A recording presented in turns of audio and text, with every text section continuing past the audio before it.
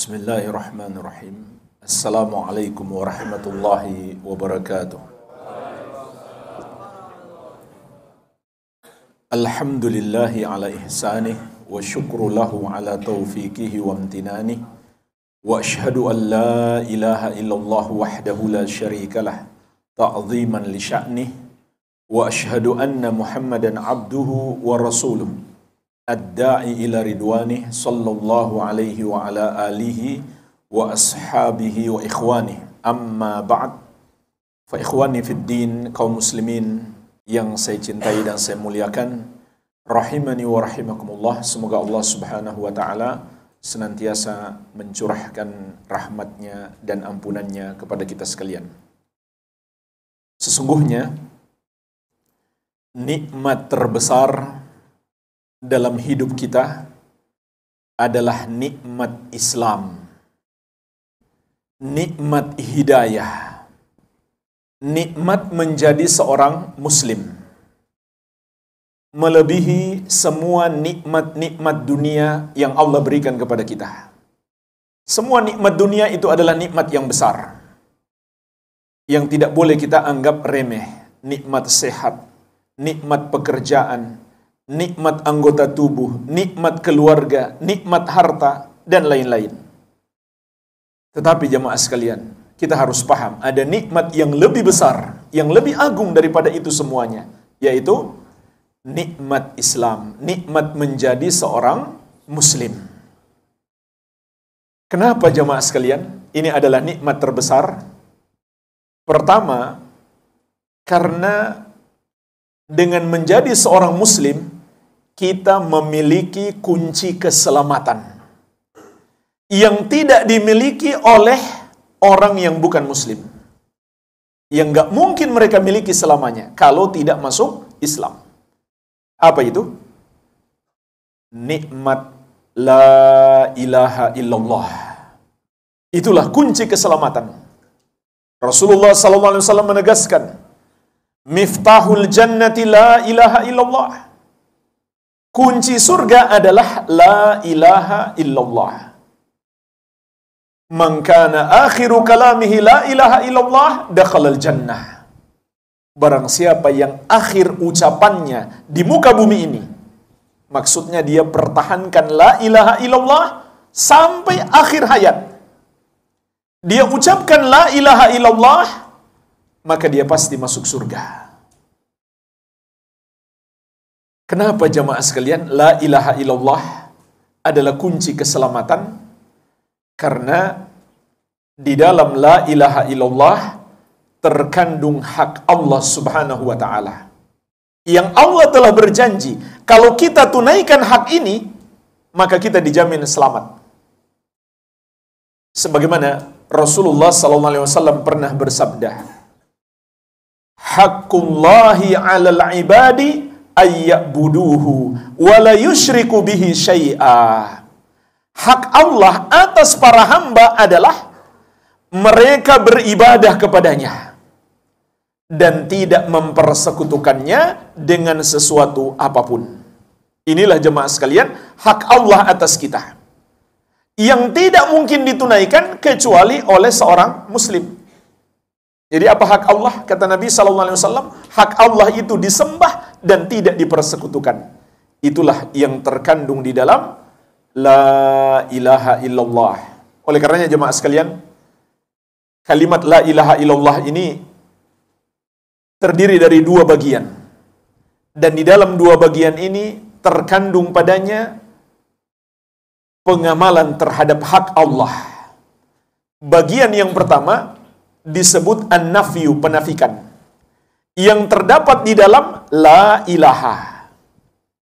Apa arti penafikan jemaah sekalian? Apa arti la ilaha? Artinya adalah kita ingkari, kita salahkan semua yang disembah atau dianggap Tuhan selain Allah. Bagian yang kedua terdapat di dalam illallah, yaitu al-itsbat, penetapan. Artinya adalah kita tetapkan keimanan kita, yang berhak disembah hanya Allah yang satu saja. Oleh karenanya kata para ulama, tafsir la ilaha illallah adalah la ma'budu haqqun illallah. Tidak ada yang berhak disembah kecuali Allah. Sebagaimana Allah tegaskan juga dalam banyak ayat. Di antaranya dalam surat Al-Hajj ayat ke-62. Dzalika bi anna Allaha huwal haqq wa anna ma yad'una min dunihi huwal batil wa anna Allaha huwal aliyyul kabir. Yang demikian itu, dialah Allah sesembahan yang benar. Dan apa yang mereka sembah selain Dia adalah salah, tidak benar. Kemudian Allah jelaskan kepada kita, mengapa hanya Dia yang layak disembah. Wa anna Allaha huwal aliyyul kabir, karena sesungguhnya hanya Dia yang maha tinggi lagi maha besar.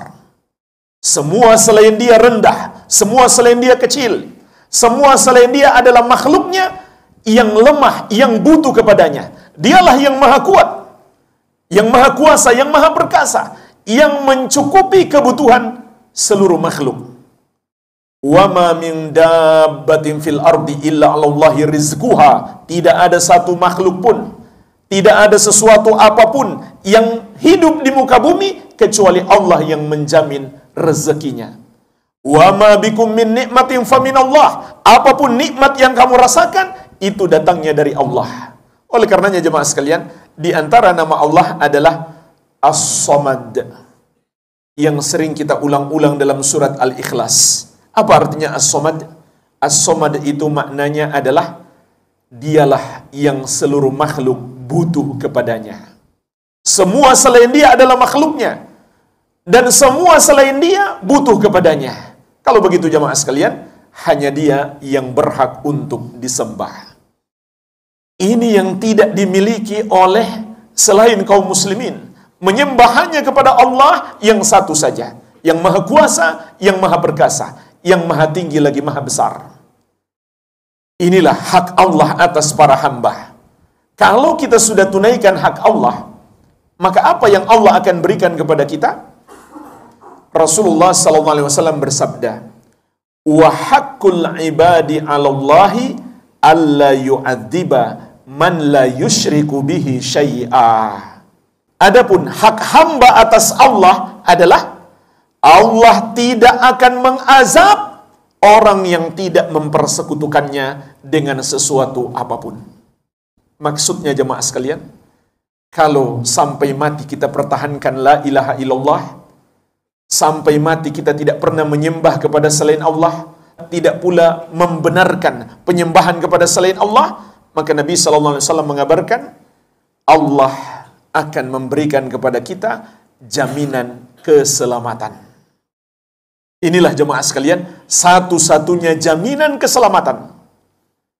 Apabila seorang hamba menghadap Allah dengan membawa la ilaha illallah, artinya dia tidak berbuat dosa syirik sedikit pun.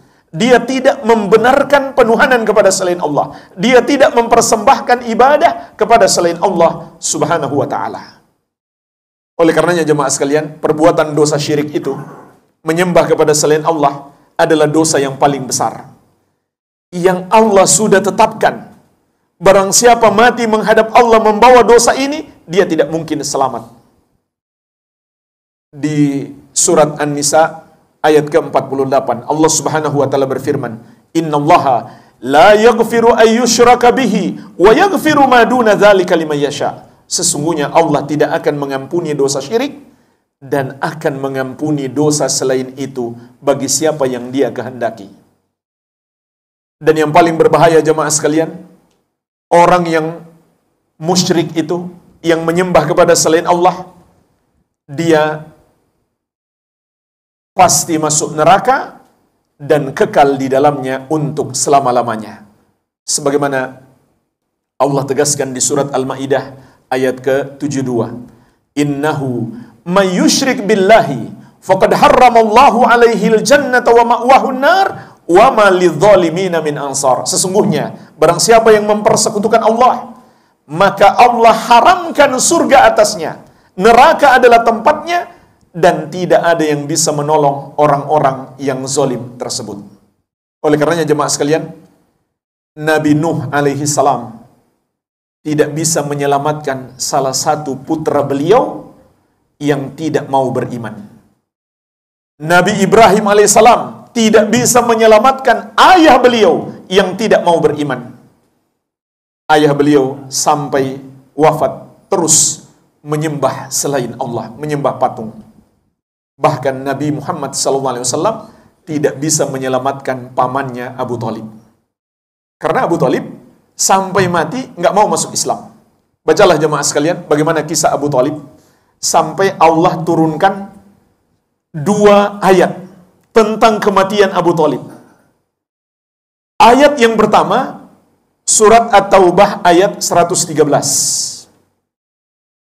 Allah Subhanahu wa taala berfirman, "Maka lin nabi walladzina amanu ayastaghfiru lil musyrikin walau kanu uli kurba."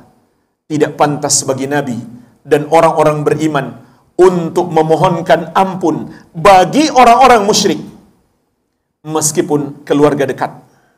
Kenapa jemaah sekalian turun ayat ini?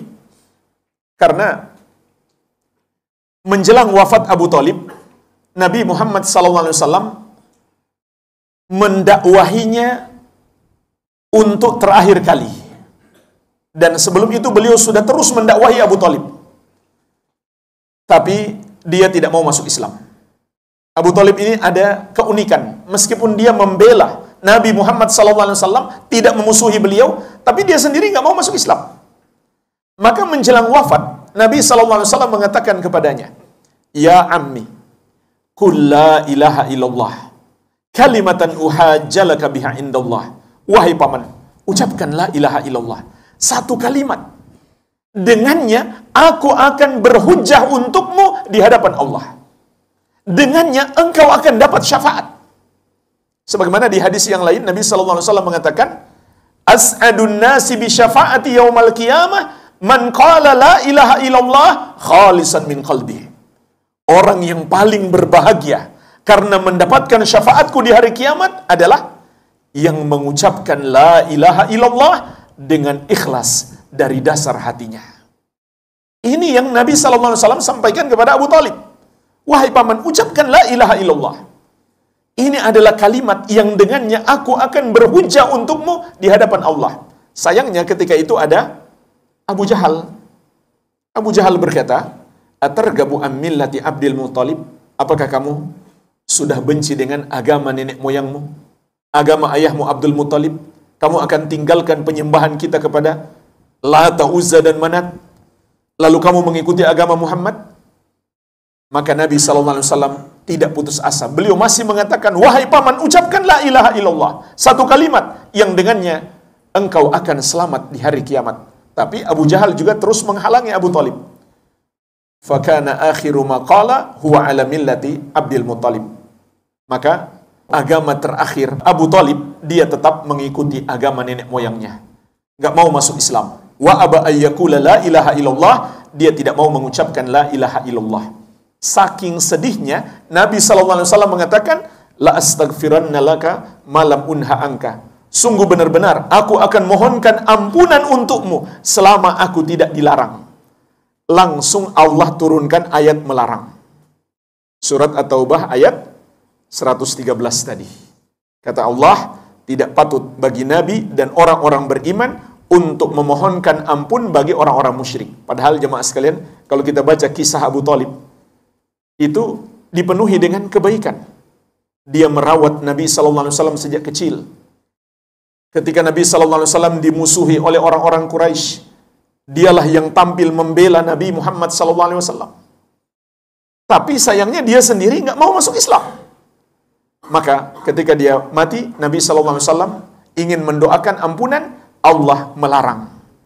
Kemudian Allah turunkan ayat yang kedua, surat Al-Qasas ayat ke-56. "Innaka la tahdi man ahbabta, walakinallaha yahdi man yasha, wa huwa a'lamu bil muhtadin." Sesungguhnya engkau wahai Muhammad tidak dapat memberi hidayah kepada siapa yang engkau cintai. Akan tetapi Allah memberikan hidayah kepada siapa yang dia kehendaki. Dan dia lebih tahu siapa yang pantas mendapatkan hidayah. Jemaah sekalian, coba kita bandingkan antara kita dengan Abu Thalib. dan orang-orang musyrik di kota Makkah secara umum. Mereka adalah orang-orang yang paling tahu tentang kebaikan akhlak Nabi Muhammad sallallahu alaihi wasallam. Orang yang paling jujur, mereka sendiri yang menamakan beliau dengan Al-Amin. Al-Amin itu adalah gelar masyarakat. Gelar yang mereka berikan kepada Nabi Muhammad sallallahu alaihi wasallam. Tapi subhanallah, ketika beliau mulai berdakwah mengajak mereka masuk Islam, menyembah hanya kepada Allah, jangan menyembah selain Allah, tiba-tiba mereka mengatakan dia adalah kadzdzab, pendusta besar, bahkan majnun, gila, penyihir, penyair. Maksud mereka menyebut penyair seakan-akan Al-Quran itu hanya syair karangan Nabi Muhammad SAW. Dan ini sangat menyakiti beliau. Lebih menyakitkan daripada rasa sakit pada fisik beliau. Secara psikis beliau lebih menderita. Karena beliau dikenal sebagai orang yang paling jujur, yang paling baik akhlaknya, sampai Allah memuji beliau, wa innaka la'ala khuluqin azim, dan sungguh engkau wahai Muhammad benar-benar berada di atas akhlak yang agung. Jadi mereka yang paling tahu tentang Nabi Muhammad SAW, tapi bersamaan dengan itu mereka yang paling keras menentang beliau. Dan itu adalah kerabat beliau, keluarga beliau, tetangga beliau, masyarakat beliau. Dan yang mendakwahi mereka Rasulullah SAW sendiri. Bukan beliau utus orang kemudian berdakwah, tidak. Beliau terjun langsung. Orang yang paling fasih tutur katanya, yang paling mendalam ilmunya, juga diberikan jawami'ul kalim, kata-kata yang ringkas tapi memiliki makna yang mendalam dan mudah dipahami, ditambah dengan mukjizat. Dan itu mereka saksikan jemaah sekalian. Sampai mereka pernah menantang Nabi SAW, dan Allah berikan mukjizat kepada Nabi SAW untuk membelah bulan. Sehingga Allah sebutkan dalam Al-Quran, iqtarabatis sa'ah wa syaqqal qamar. Kiamat sudah dekat dan bulan sudah terbelah. Dan itu baru diketahui oleh para peneliti di zaman modern. Bulan pernah terbelah, tapi Al-Quran sudah membicarakannya 14 abad yang lalu. Itu mukjizat Nabi SAW. Dan mereka menyaksikan bulan terbelah. Dan mereka tahu ini nggak mungkin dilakukan oleh seorang penyihir. Nggak ada penyihir yang mampu melakukan itu, nggak mungkin. Mereka tahu. Tapi mereka masih mendustakan beliau.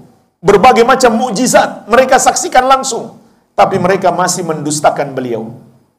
Sekarang jemaah sekalian, bandingkan dengan kita. Kita hidup sudah sangat jauh dari masa Nabi SAW. Bahasa Arab kita mungkin kebanyakan tidak ngerti dengan baik. Kita tidak melihat langsung Nabi Muhammad SAW. Kita hidup jauh dari negeri beliau. Tetapi Allah yang Maha Penyayang memberikan hidayah kepada kita. Bukankah ini nikmat yang sangat besar? Ada lagi yang tragis. Orang-orang Yahudi. Kenapa orang-orang Yahudi berkumpul di kota Madinah dan sekitarnya? Jadi kalau kita baca sejarah Yahudi, mereka pada berdatangan dari berbagai negeri. Berkumpul di kota Madinah dan sekitarnya. Apa yang mereka inginkan di sana? Karena mereka membaca dalam Taurat akan diutus Nabi akhir zaman dan beliau akan berhijrah ke kota Madinah. Itu tujuan mereka. Demi beriman kepada Nabi Muhammad SAW. Mereka pun sudah menanti beliau di kota Madinah. Makanya orang Yahudi pada ngumpul tuh di kota Madinah dan sekitarnya. Tapi subhanallah, ketika Nabi SAW datang, mereka termasuk yang paling depan menentang beliau. Sampai mereka berkata, bukan dia yang kami tunggu. Bukan dia yang kami maksudkan. Padahal Allah Subhanahu wa taala mengatakan, ya'rifunahu kama ya'rifuna abna'ahum. Mereka mengenal Nabi Muhammad SAW seperti mereka mengenal anak-anak mereka sendiri. Jadi nggak mungkin salah orang. Tidak mungkin salah orang. Kenapa jemaah sekalian mereka menolak? Di antara sebabnya adalah kata Allah Subhanahu wa taala dalam Al-Qur'an, hasadam min indi anfusihim, karena sifat hasad yang ada pada mereka. Apa yang mereka irikan di hati mereka? Karena nabi akhir zaman yang mereka tunggu-tunggu tidak diutus dari bangsa mereka, tapi dari bangsa Arab yang selama ini, bahkan sampai hari ini, mereka anggap bangsa yang rendah. Mereka itu ujub, sombong, merasa mereka yang paling tinggi. Sehingga mereka tidak mau beriman kepada Nabi Muhammad sallallahu alaihi wasallam. Ada yang beriman, tapi itu lebih sedikit. Yang menentang beliau lebih banyak. Padahal mereka tahu pasti ini yang mereka tunggu-tunggu. Mereka tidak dapat hidayah. Padahal yang berdakwah kepada mereka adalah Nabi sendiri. Nabi Muhammad SAW yang mendakwahi mereka. Kita siapa yang dakwahi? Bukan Nabi dan Rasul yang mendakwahi kita. Tetapi Allah berikan hidayah kepada kita. Bukankah ini adalah nikmat yang sangat besar?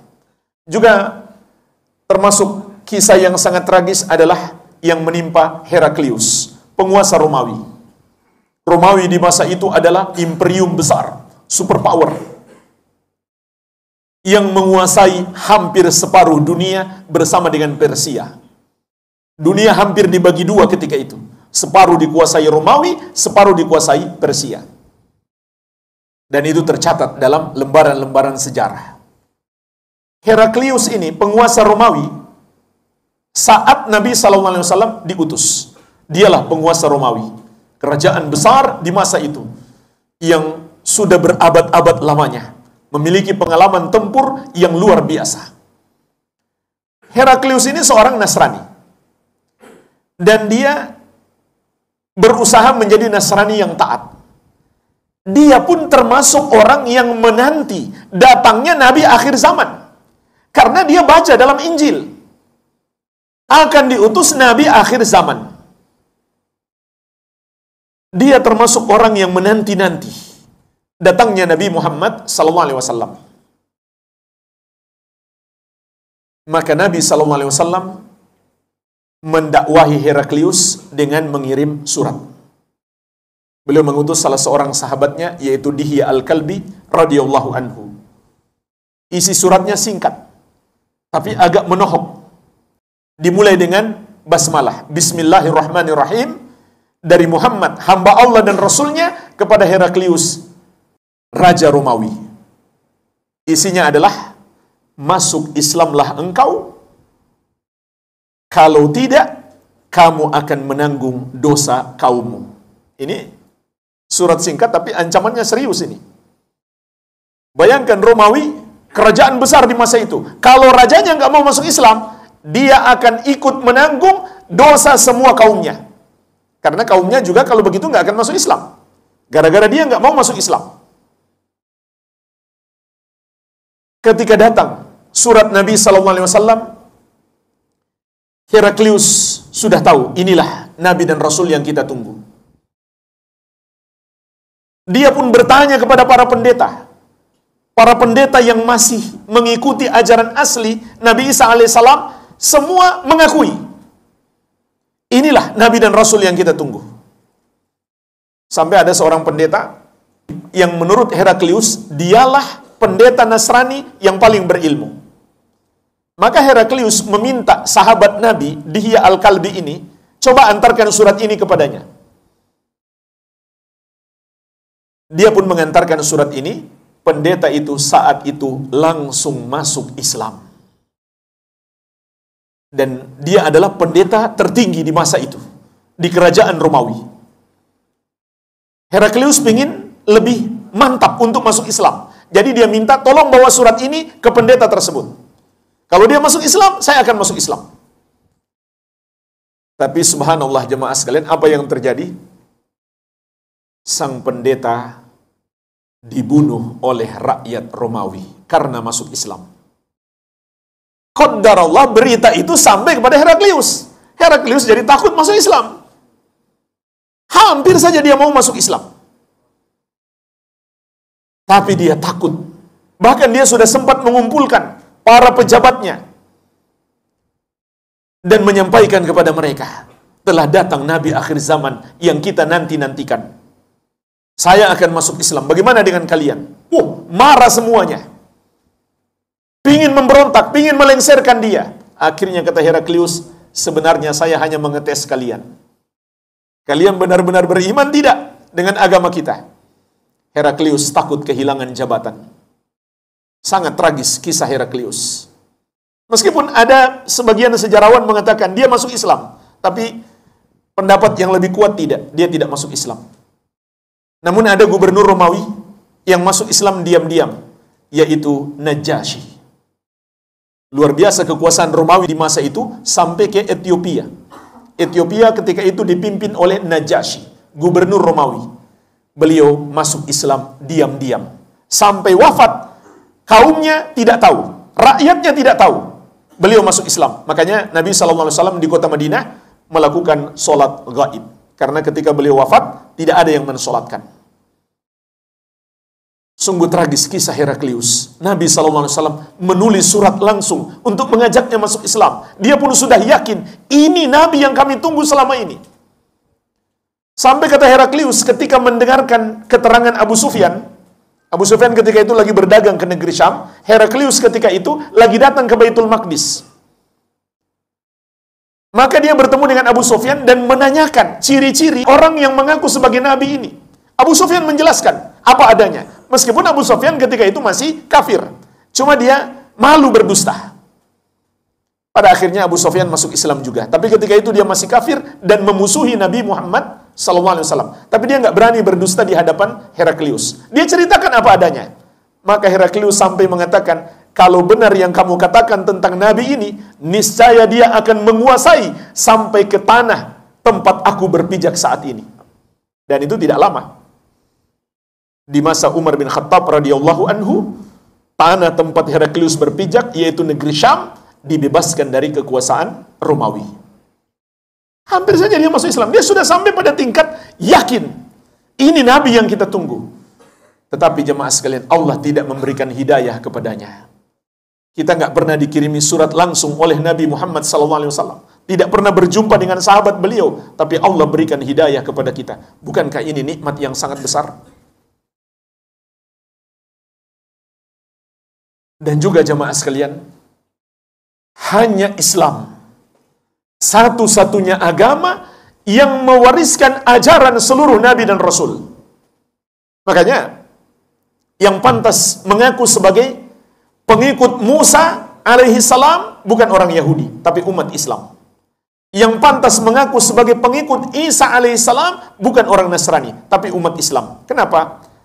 Hanya umat Islam yang masih mengamalkan ajaran asli para Nabi dan Rasul. Allah sebutkan di surat An-Nahl ayat ke-36. Walaqad ba'atsna fi kulli ummatir rasulan an ibudullaha wajtanibut tagut. Dan sungguh kami telah mengutus pada setiap umat itu seorang rasul. Setiap nabi dan rasul itu mengatakan kepada kaumnya, sembahlah Allah dan jauhilah tagut, jauhilah yang disembah atau dianggap Tuhan selain Allah Subhanahu wa taala. Allah sebutkan juga dalam Al-Quran ucapan Nabi Isa alaihi salam, ya bani Israel budullaha rabbi wa rabbakum. Wahai bani Israel, sembahlah Allah, dialah Tuhanku dan Tuhanmu.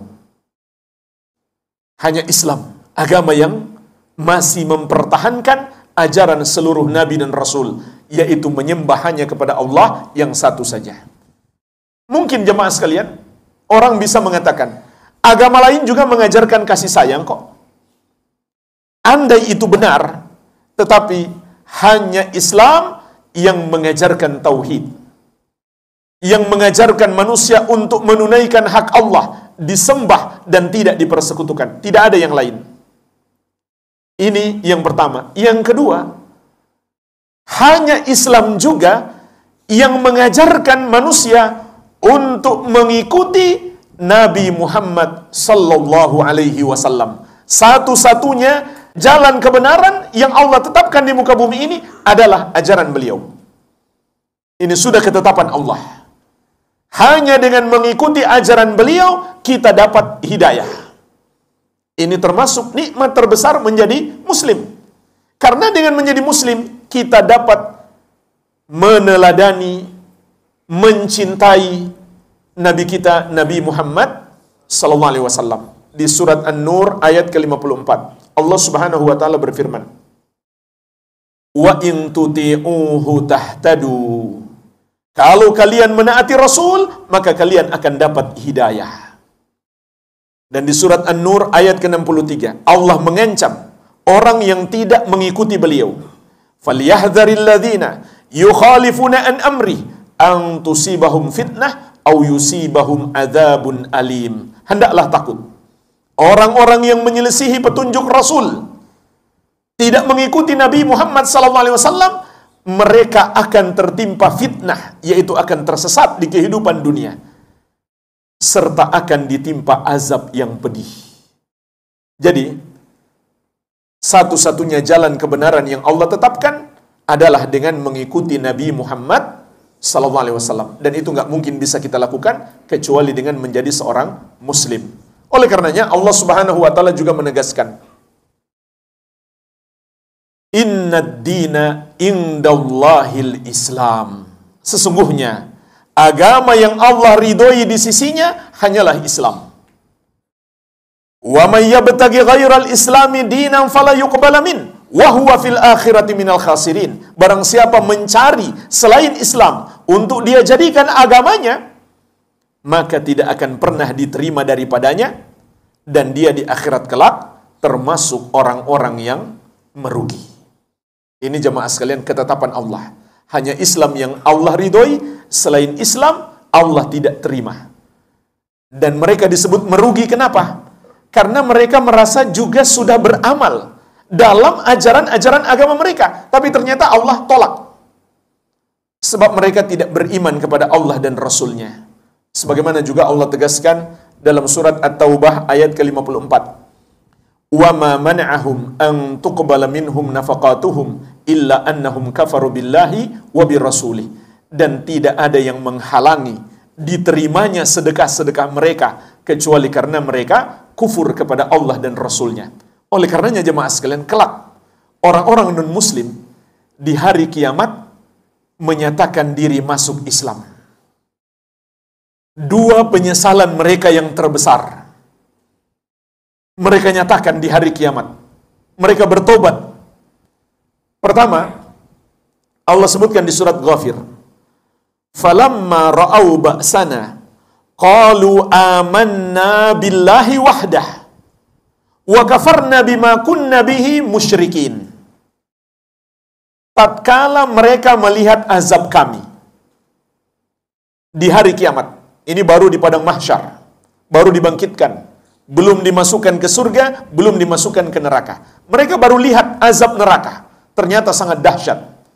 Mereka pun berkata, "Amanna billahi wahdah." Sekarang kami beriman kepada Allah yang satu saja. "Wa kafarna bima kunna bihi musyrikin." Dan kami ingkari, kami salahkan Tuhan-Tuhan yang dulu kami sembah selain Allah. Mereka menyalahkan Tuhan-Tuhan mereka kelak di hari kiamat. Artinya mereka menyatakan beriman. Kami masuk Islam. Kami percaya dengan la ilaha illallah. Namun Allah menegaskan, "Falam yaku yanfa'uhum imanuhum lamma ra'au ba'sana." Tidak lagi bermanfaat iman mereka tatkala mereka sudah melihat azab kami. Sudah terlambat untuk beriman. Allah tidak terima lagi. Penyesalan yang kedua yang terbesar yang menimpa mereka, Allah sebutkan di surat Al-Furqan ayat ke-27. "Wa yauma ya'addu dzalimu 'ala yadayhi yaqulu ya laitani ittakhadtu ma'ar rasuli sabila." Ingatlah hari ketika orang yang zalim itu menggigit kedua tangannya karena saking menyesal. Seraya dia berkata, "Aduhai, andai dahulu aku mengikuti jalan Rasul. Andai dulu aku mengikuti Nabi Muhammad sallallahu alaihi wa ala alihi wasallam." Maka di saat itulah orang yang menyembah hanya kepada Allah dan mengikuti Nabi Muhammad SAW merasakan kegembiraan yang tiada tara. Merekalah yang Allah jamin masuk surga. Juga jamaah sekalian, kalau kita berbicara tentang keistimewaan ajaran Islam, maka kita akan semakin menyadari betapa besarnya nikmat menjadi muslim. Di antaranya adalah Islam adalah agama yang lengkap. Semua yang kita butuhkan untuk meraih kebahagiaan di dunia dan di akhirat sudah ada dalam Islam. Cuma permasalahannya adalah kita mau pelajari atau tidak. Itu dia masalahnya. Allah Subhanahu wa taala berfirman, "Al-yauma akmaltu lakum dinakum wa atmamtu 'alaikum ni'mati wa raditu lakumul Islam madina." Pada hari ini telah kusempurnakan untukmu agamamu dan telah kucukupkan nikmatku kepadamu, yaitu nikmat Islam, dan aku ridhoi Islam sebagai agama bagimu. Rasulullah sallallahu alaihi wasallam menegaskan, "Ma baqiya syai'un yuqarribu minal jannah wa yubaidu minan nar illa wa qad buyyina lakum." Tidak tersisa satupun sesuatu yang bisa mendekatkan kalian ke surga dan menjauhkan kalian dari api neraka, kecuali semuanya sudah dijelaskan kepada kalian. Sudah ada dalam ajaran Islam. Tinggal kita mau pelajari atau tidak. Begitu pula jemaah sekalian, di antara nikmat menjadi muslim adalah agama Islam ini agama yang mudah. Nggak ada yang sulit. Allah tidak menjadikan untukmu dalam agama ini satu kesempitan. Yuridullahu bikumul yusr wala yuridu bikumul usr. Allah menghendaki kemudahan bagimu dan tidak hendak mempersulitmu. Makanya kalau kita sakit misalkan, kita boleh sholat sambil duduk. Kalau tidak mampu berdiri, nggak mampu duduk maka berbaring. Kalau kita nggak bisa berwudu maka tayamum. Tidak bisa mandi wajib maka tayamum. Kalau kita sedang musafir perjalanan jauh, misalkan kita dari tempat bekerja dalam perjalanan pulang ke rumah, perjalanannya mencapai jarak kurang lebih 80 km, maka itu jarak safar. Maka saat itu kita boleh mengqasar sholat. Kalau kita butuh dijamak, boleh juga dijamak. Sholat yang 4 rakaat boleh kita lakukan hanya 2 rakaat, dan boleh waktunya kita satukan.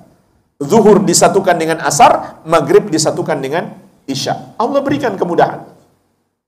Ketika kita sedang sakit atau musafir, kita boleh tidak puasa. Nanti kita ganti setelah Ramadan, selain pada hari raya dan 3 hari tasyrik. Faman kana minkum maridun aw ala safarin fa'iddatum min ayyamin ukhar. Siapa di antara kalian yang sakit sehingga berat dia berpuasa, begitu pula yang sedang melakukan safar kemudian dia tidak puasa, maka hendaklah dia ganti di hari-hari yang lain, yaitu setelah Ramadan. Banyak sekali kemudahan yang Allah berikan kepada kita. Intinya agama ini mudah, tidak hendak mempersulit kita. Dan juga jemaah sekalian, di antara yang paling nikmat dalam Islam adalah semua ajaran-ajarannya mengandung kemaslahatan bagi kita, mengandung kebaikan untuk kita. Tidak ada sedikit pun yang mengandung keburukan bagi kita. Semakin kita amalkan, semakin banyak kebaikan yang kita dapatkan. Bukan hanya kebaikan di akhirat, di dunia ini pun. Dan bahkan inilah kunci meraih pertolongan Allah Subhanahu wa taala. Semakin kita bertakwa, Allah akan menolong kita. Bertakwa itu artinya mengamalkan ajaran-ajaran Islam. Dan Allah berjanji, "Wa may yattaqillaha yaj'al lahu makhraja wa yarzuqhu min haitsu la yahtasib." Barang siapa bertakwa kepada Allah, menjalankan perintah Allah, menjauhi larangannya, maka Allah akan berikan kepadanya jalan keluar untuk semua permasalahannya, untuk semua masalah hidupnya, dan Allah akan berikan kepadanya rezeki dari arah yang tidak dia sangka-sangka. Wa may yattaqillaha yaj'al lahu min amrihi yusra. Barang siapa bertakwa kepada Allah, maka Allah akan mudahkan urusannya. Bertakwa itu artinya mengamalkan ajaran Islam. Karena perintah dan larangan Allah itulah ajaran Islam. Semakin kita amalkan, kebaikan semakin besar kita dapatkan. Dan juga jemaah sekalian, termasuk keistimewaan ajaran Islam adalah semua ajaran Islam tidak ada yang bertentangan dengan akal sehat. Semua ajaran Islam pasti sesuai dengan akal sehat. Makanya seringkali Allah mengatakan agar kita berpikir menggunakan akal. Dzalikum wasaqum bihi la'allakum ta'qilun. Demikianlah Allah berwasiat kepada kalian agar kalian berakal. Afala tatafakkarun? Tidakkah kalian berpikir dengan menggunakan akal kalian? Dan semua yang bertentangan dengan ajaran Islam pasti bertentangan dengan akal sehat. Itu pasti. Bisa kita uji secara ilmiah. Semua yang bertentangan dengan ajaran Islam pasti bertentangan dengan akal sehat. Saya berikan beberapa contoh. Kepercayaan orang terhadap jimat-jimat misalkan. Kepada benda-benda. Mereka yakin ini benda keramat, benda bertuah, benda sakti. Padahal dalam Islam itu dilarang keras. Kata Nabi SAW, Man 'allaqa tamimatan faqad asyrak. Barang siapa mengenakan jimat, dia telah berbuat syirik. Dan itu sama sekali tidak sesuai dengan akal sehat. Bagaimana mungkin hanya benda-benda ini bisa memberi pengaruh kepada kita? Begitu pula orang yang percaya ada angka keberuntungan, ada angka sial. Dan ini bukan cerita di kampung-kampung. Cerita ini masih banyak di kota-kota besar. Kalau kita masuk gedung megah, hotel berbintang 5, ketika masuk lift, tidak ada lantai 4. Tidak ada lantai 13. Karena mereka percaya ini angka sial. Rasulullah SAW mengajari kita, At-tiyaratu syirkun, at-tiyaratu syirkun. Takut sial itu syirik, takut sial itu syirik. Dan ini sangat tidak sesuai dengan akal sehat. Bagaimana mungkin cuma angka-angka itu bisa memberi pengaruh pada hidup kita? Bagaimana mungkin orang cerdas masih percaya dengan hal tersebut? Begitu pula kepercayaan kepada para dukun. Nggak sesuai dengan akal sehat. Kalau kita berikan contoh jemaah sekalian, sangat banyak. Namun ini kaidah. Semua yang bertentangan dengan ajaran Islam, pasti tidak sesuai akal sehat. Semua yang sesuai akal sehat, pasti sesuai dengan ajaran Islam. Tapi itu dengan syarat, akalnya masih sehat. Belum error. Makanya kalau kita dapatkan, sepertinya ada ajaran Islam, atau ada satu ayat, atau satu hadis yang nggak masuk akal, itu pasti akal kita yang salah. Itu pasti, nggak mungkin. Akal kita masih waras kalau tidak menyetujui satu ajaran Islam. Jemaah sekalian, masih banyak lagi kalau kita bahas tentang besarnya nikmat Islam yang Allah berikan kepada kita. Inilah nikmat terbesar dalam hidup. Cuma jemaah sekalian, harus kita ingat, nikmat ini bisa benar-benar kita rasakan hasilnya kalau kita pertahankan sampai akhir hayat. Oleh karena itu, sebagai penutup, Allah Subhanahu wa Ta'ala juga mengingatkan kepada kita, seluruh nabi dan rasul terdahulu adalah orang-orang Islam, dan mereka berwasiat kepada anak-anak mereka untuk mempertahankan Islam. Dalam Al-Quran Allah Subhanahu wa Ta'ala berfirman, wa wassa biha Ibrahimu banihi wa Yaquba ya baniya innallaha astafa lakumuddina fala tamutunna illa wa antum muslimun. Ibrahim mewasiatkan kepada anaknya untuk berpegang teguh dengan Islam. Yakub juga begitu. Dia berkata, wahai anak-anakku, sesungguhnya Allah telah memilihkan untuk kalian agama. Fala tamutunna illa wa antum muslimun. Maka jangan sekali-kali kamu mati kecuali kamu sebagai muslimun, orang-orang Islam. Artinya jemaah sekalian, Islam ini harus kita pertahankan sampai kita berpisah dengan kehidupan dunia ini. Semoga Allah Subhanahu wa Ta'ala menganugerahkan kepada kita semuanya keistiqomahan sampai kita berjumpa dengannya. Inilah jemaah sekalian yang bisa saya sampaikan. Semoga bermanfaat. Lebih dan kurangnya saya mohon maaf. Terima kasih atas kesempatan yang diberikan kepada saya selama ini. Jazakumullahu khairan. Wabillahi taufiq. Subhanakallahumma wa bihamdik. Asyhadu an la ilaha illa anta. Astaghfiruka wa atubu ilaik. Wa sallallahu ala nabiyina Muhammadin wa alihi wa sallam. Walhamdulillahi rabbil alamin. Wassalamu alaikum warahmatullahi wabarakatuh.